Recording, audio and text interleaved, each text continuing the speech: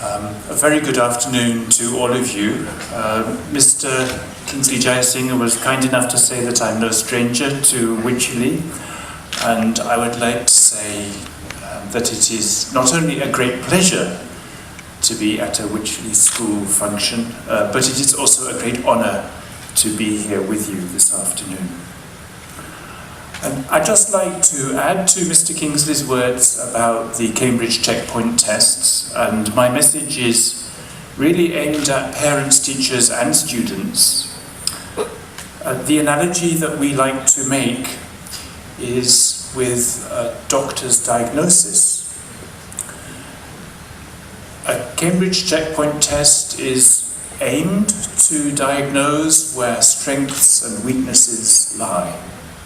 In technical terms, it is called formative assessment. Formative assessment is different from summative assessment. These are technical terms, but let me explain them. A test is an assessment, but a formative assessment is one which is used for the improvement of learning. And that is very much what we had in mind when we designed and developed the checkpoint tests. So we do provide statements of achievement, but we also provide detailed reports which link to the curriculum framework. And the point of this is to enable you, parents, teachers and students, to see where strengths and weaknesses do lie, because there is still time to prepare for the important O-level and A-level examinations if you have got this important information with you. So do become familiar with the curriculum framework and do use the reports that we provide to see where these weaknesses lie. As Mr. Kingsley said, there are late developers, but you've got time in hand and there is time to improve. If I may also make a personal anecdote, when I left school, I remember very clearly meeting the headmaster in the music school. It was on the final day of term. And he said to me, "So, Bickerdike," because in those days we were referred to by our family names. "So, Bickerdike, what are your plans for the future?"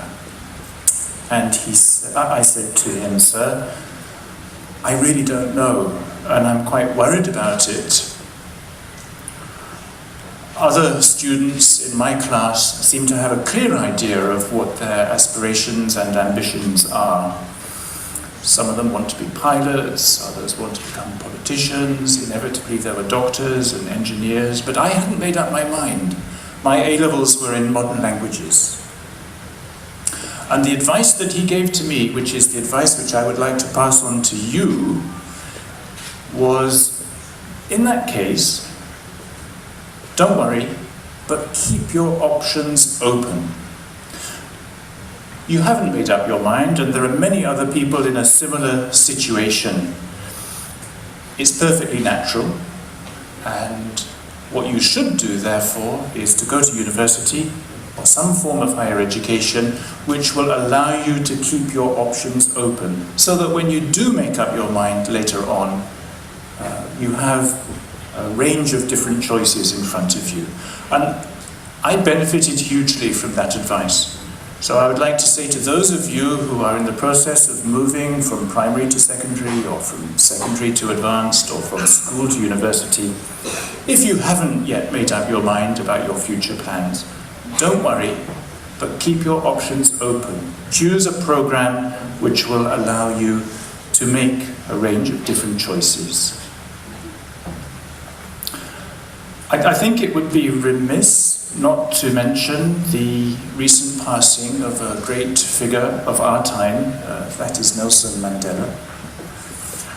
He spent 27 years in jail under terrible conditions as a political prisoner, fighting on behalf of his people for justice and equality,